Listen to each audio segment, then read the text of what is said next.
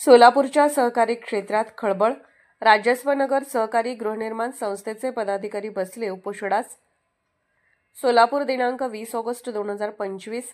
राजस्वनगर सहकारी गृहनिर्माण संस्थेचे चेअरमन शिवाजी बचुटे व कोषाध्यक्ष दत्तात्रय सुतार यांनी आज जिल्हाधिकारी कार्यालय पूनम गेट सोलापूर येथे आमरण उपोषणास सुरुवात केली.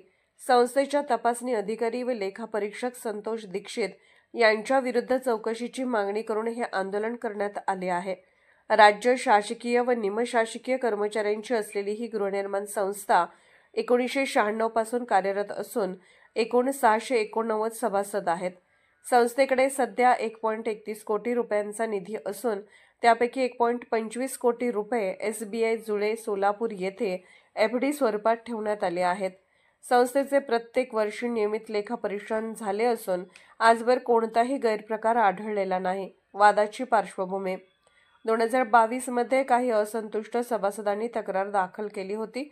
या तक्रारीनंतर उपनिबंधक सहकारी संस्था सोलापूर यांनी लेखापरीक्षक संतोष दीक्षित यांची चौकशीसाठी नेमणूक केली. संस्थेकडून त्यावेळी दीक्षित यांच्यावर तक्रारदारांशी संगनमत असल्याचा आरोप करण्यात आला व चौकशी अधिकारी बदलण्याची मागणी केली. मात्र ही मागणी फेटाळण्यात आली. जून 2025 मध्ये दीक्षित यांनी चौकशी अहवाल दाखल केला. संस्थेच्या मते सदर चौकशी अहवाल चुकीचा असून अनेक बाबतीत वस्तुस्थिती विपरीत दाखवण्यात आली आहे.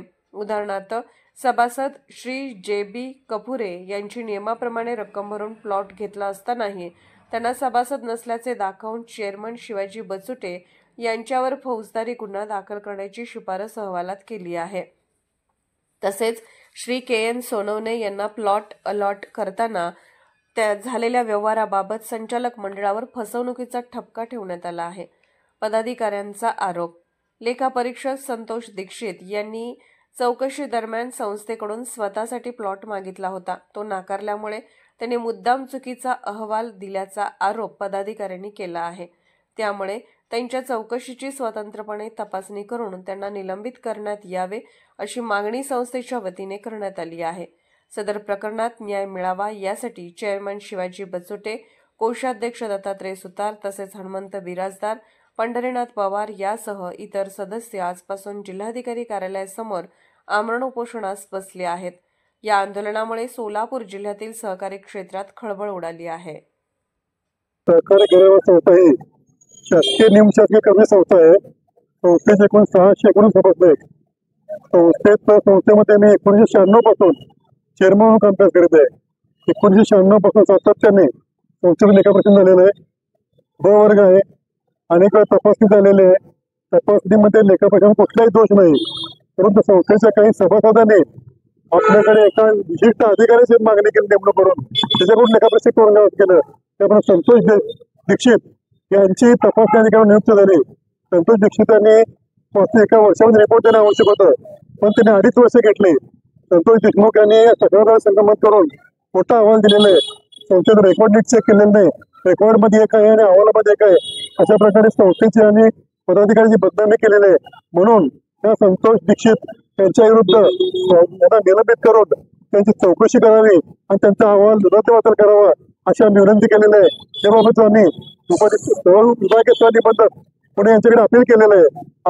न्यायपरीक्षेबाबत असताना देखील तिथले उपनिबंधक प्रगती बाकर या विरोधकांची हातमिळवणी करून आमच्यावर कारवाई करीत आहेत आणि आम्ही त्यांना सांगितलेलं आहे किंवा वर्षी आम्ही ते मागणी केलेली आहे न्यायपरीक्षेबाबत, तरी ते ऐकायला तयार नाहीत. ते घेऊनच घ्या असं आम्ही त्यांचा आणि विरोधकांचं संगनमत आहे. बागलबाई असे निर्णय घेतात की ते आमच्यावर अन्याय करत आहेत.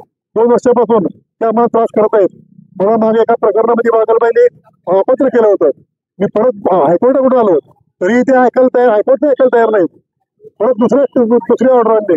अशा प्रकारे प्रगती बागर ह्या संस्थेच्या मध्ये विनाकारण दबाव करतायत. संस्थेमध्ये काही सभासद नसलेल्या लोकांशी हाताशी धरून त्या संस्थेने वातावरण दूषित करतायत. संतोष दीक्षित आणि प्रगती बागर यांनी अहवाल देण्यापूर्वी माझ्याकडे एक अधिकारी पाठवला होता. त्यांनी सांगितलं की मला तुम्ही संस्था सोडून बाहेर जायचं, तुम्ही संचालक पद सोडा, चेअरमन पद सोडा, तुमचा अहवाल अजून असेल. मी मानलं नाही म्हणून त्यांनी असा बनावट अहवाल तयार केलेला आहे. त्यामध्ये फॅक्ट्स वेगळे आहेत आणि अहवाल वेगळे आहेत. फक्त तुम्हाला मी सांगतो, संस्थेने बांधकाम परवाना घेऊन क्लब हाऊस बांधकाम परवाना घेतलाय, पण सभासदाच्या एवढंच झालं आम्ही त्या ठिकाणी 10 मोठे कार्यक्रम करतो. तुम्ही क्लब हाऊस म्हणून परवानगी घेता आणि लग्नाचे कार्यक्रम करता, म्हणून जो खर्च केलेला आहे तो संपूर्ण खर्च गैरव्यवहार आहे, समाजाचा विश्वासघात आहे, फसवणूक आहे, म्हणून आमच्यावर फौजदारी केस दाखल करायचा रिपोर्ट केलाय. शाळेसाठी आरक्षित जागा होती, त्या ठिकाणी 5 खोल्या पोळी बांधल्या होत्या, तिथं आम्ही रिनोव्हेशन केलं. शाळा आमच्याकडे नाहीये, म्हणून ते रिनोव्हेशन बिल्डिंगचा वापर महिला प्राणायाम योगासन करतात, मुलं अभ्यास करतात. कधी शाळेत लग्न असेल तर लोक या ठिकाणी विश्वास घेतात. शाळेचा तुम्ही वैभव बदलला, त्यामुळे जो खर्च झालेला आहे तो खर्च अयोग्य आहे आणि तो गैरव्यवहार आहे, फसवणूक आहे, तोही आमचे वसूल केलेला आहे. अशा प्रकारे ते अनेक प्रकार आहेत. आम्ही दोष प्रजावाने सादर केलेलं आहे, पण निश्चित त्यांनी ते घातलंच नाही. त्या ठिकाणी त्यांनी हे केलेलं आहे. वास्तविक संस्थेमध्ये 603 प्लॉट आहेत, 619 मेंबर आहेत. त्यांनी अभिप्राय दिलाय की प्लॉटपेक्षा जास्त मेंबर आहेत, म्हणजे संस्थेची कुठलीही तपासणी न करता त्यांनी अहवाल दिलेला आहे. तो अतिशय अन्यायकारक आहे. तो अहवाल रद्द व्हावा, निलंबित करावा. त्यांच्या डोळ्याचे ऑपरेशन झाले होतं, कारण दिसत नव्हतं. दिसत नसताना हा ग्रस्त हे 2 वर्ष पगार फोड खातोय. ऑफिसमध्ये कामच करत नाही, त्याला दिसतच नाही, तरी सही करून हा पगार फोड खातो. कुठलीच चौकशी करत नाही, त्याच्यावर कारवाई करत